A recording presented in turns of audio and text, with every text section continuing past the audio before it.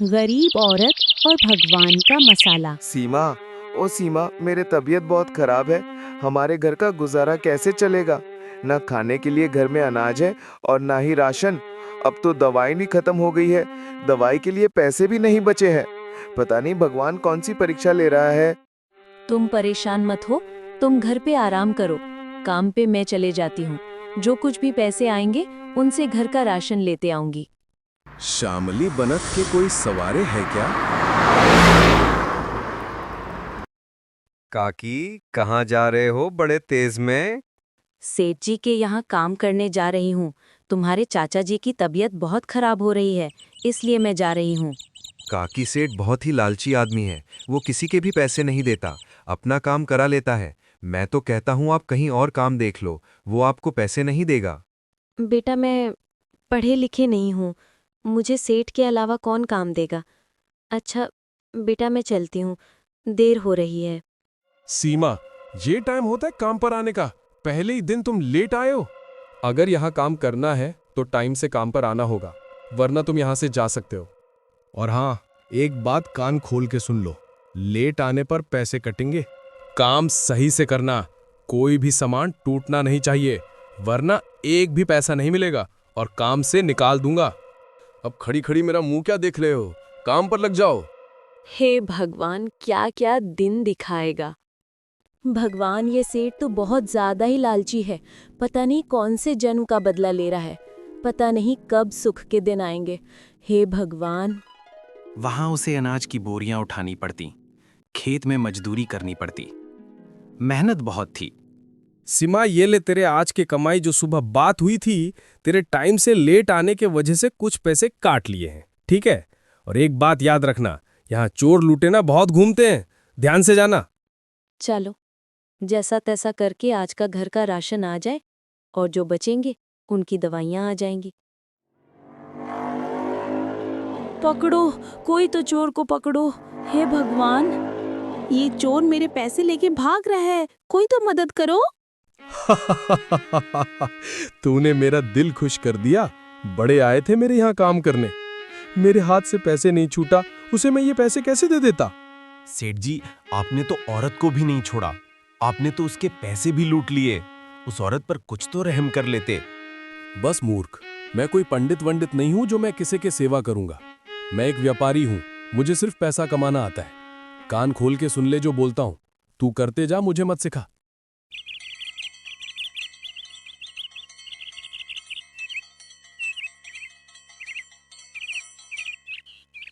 सीमा, क्या हुआ? क्यों उदास बैठी है? कुछ हो गया है क्या? मैं काम पे से आ रही थी, किसी ने मेरे पैसे चुरा लिए।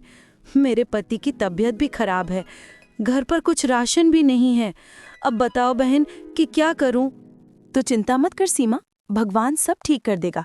अब तुम परेशान मत हो, बहुत टाइम हो गया है। अब तुम अपने घर जाओ, सब ठीक हो जाएगा। मुझसे जो होगा मैं तुम्हारे लिए कुछ ना कुछ करूंगी, ठीक? ठीक है बहन, मैं भी घर जाती हूँ, बहुत टाइम हो गया है, वे भी मेरा इंतजार कर रहे होंगे। हे भगवान, घर जाकर क्या जवाब दूंगी? क्या कहूंगी कि मैं कुछ नहीं लाई हूँ? क्या हुआ सीमा, बहुत लेट हो गई हो? सेठ जी ने लेट तक काम कराया है क्या? और तुम घर के लिए राशन भी नहीं लाई हो? कोई बात नहीं, अब ले आना। अब तुम आराम कर लो। क्या हुआ, तुम कुछ बोल क्यों नहीं रही हो? आज आपको भूखे पेट ही सोना पड़ेगा। मैं सेठ जी के यहाँ से आ रही थी तो एक मोटरसाइकिल वाले ने मेरे पैसे छीन लिए। मैं परेशान होकर मंदिर चले गए थे, इसलिए मैं लेट हो गई। सीमा, तुम परेशान मत हो। लगता है भगवान हमारे परीक्षा ले रहा है, जो हमें ये दिन देखने पड़ रहे हैं। रहे भूखे पेट की बात, वो तो हम पहले भी रहते थे। बस इस बात का दुख है कि तुमने मेहनत की, फिर भी तुम्हें उसका फल नहीं मिला। चलो, अब रात होने वाले हैं, सो जाते हैं, फिर सुबह तुम काम पर भी जाओगे।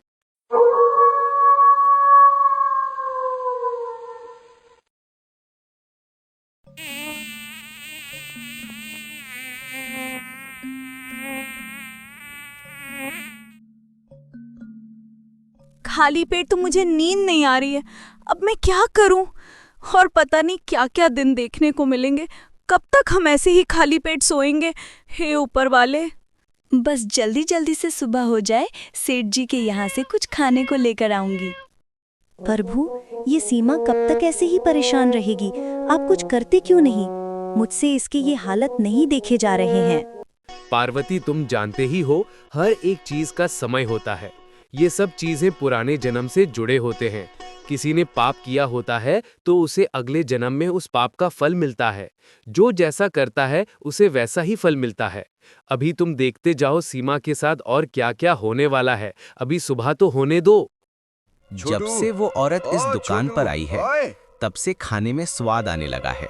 छोटू, तुझे आवाज नहीं आ रही है क्या? कब से मैं तुझे बुला रहा हूँ। या उस टेबल पर देख, उन्हें कुछ चाहिए तो नहीं?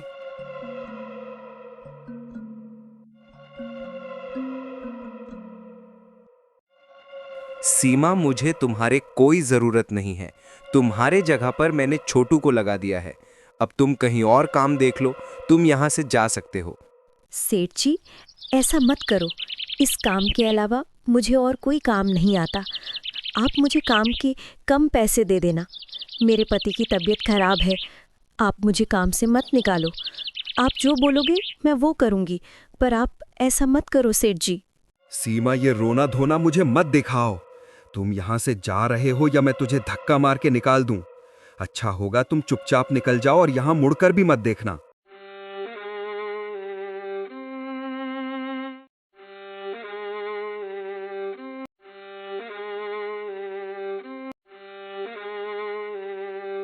यहाँ पर देखती हूँ, क्या पता यहाँ काम मिल जाए। कम से कम घर के लिए खाने पीने का जुगाड़ हो जाए। मगर ये ढाबा कम चलता है, या शायद आज कम भीड़ हो। मैं एक बार देख लेती हूँ। भैया, क्या मुझे आपके ढाबे पर काम मिलेगा? मुझे काम की बहुत ज़रूरत है। क्या आप मुझे काम दोगे? बहन, मेरा ढाबा तो बहुत कम चलता है। बस घर का ही जुगाड़ हो रहा है। अगर मैं तुम्हें अपने साथ रख लेता हूँ तो वो भी बड़े मुश्किल से हो पाएगा। माफ करना बहन, मैं आपकी मदद नहीं कर सकता। अगर कोई और काम हो तो मुझे बताओ। कहीं पर भी काम नहीं मिल रहा है। अब मैं क्या करूं? मुझे और कोई उपाय नहीं सूझ रहा है। हे भगवान!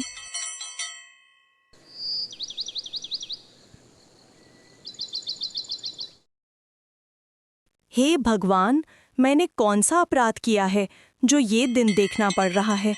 मेरे पति बीमार हैं। अब मैं किसके दरवाजे जाऊं? अगर सच में आप हो तो मेरी मदद करो, वरना मैं आज सर पटक के अपनी जान दे दूंगी और इसकी जिम्मेदार आप होगे, केवल आप।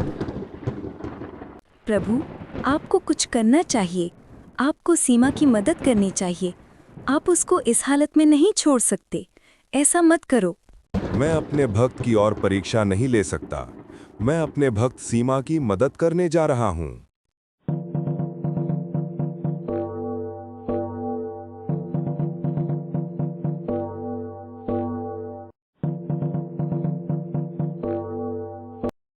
उठो सीमा, तूने कोई पाप नहीं किया। यह सब तेरी हिम्मत और विश्वास की परीक्षा थी। तूने कभी चोरी नहीं की, कभी झूठ नहीं बोला और मेहनत से जीवन जिया। इसलिए आज मैं तुझे एक वरदान देता हूँ। ये लो सीमा, ये है चमत्कारी मसाला। जब भी तू इस मसाले को किसी खाने में डालेगी, वो खाना सोने से भी कीमती बन जाएगा। इसका स्वाद लोग कभी भूल नहीं पाएंगे। पर याद रखना, इस मसाले का इस्तेमाल सिर्फ मेहनत और ईमानदारी से कमाने के लिए करना, लालच के लिए नहीं। अगर तुम इसे लालच के लिए करोगे तो ये नष्ट हो जाएगा। प्रभु, आपने आने में इतनी देर क्यों कर दी? मैं कब से इधर उधर भटक रही हूँ। जो आपने मुझे ये वरदान दिया है, मैं इसका इस्तेमाल लालच के लिए नहीं करूँगी। इससे मैं अपने जैसे गरीबों की सेवा करूँगी।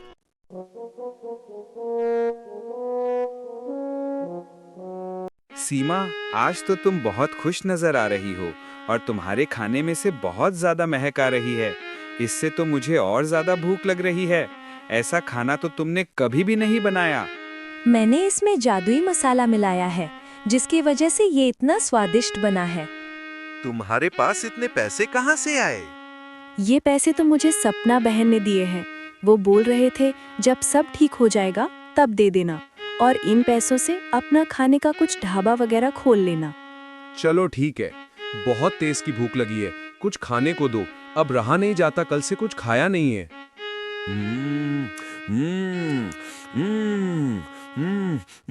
वाह वाह, इतना स्वादिष्ट खाना मैंने कभी नहीं खाया।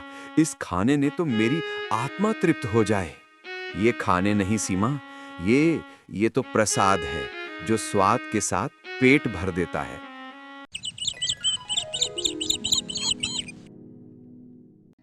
सीमा ने गांव-गांव जाकर खाना बेचने लगे और उसका खाना सारे आसपास के गांव में प्रसिद्ध हो गया और धीरे-धीरे उसका व्यापार बढ़ने लगा।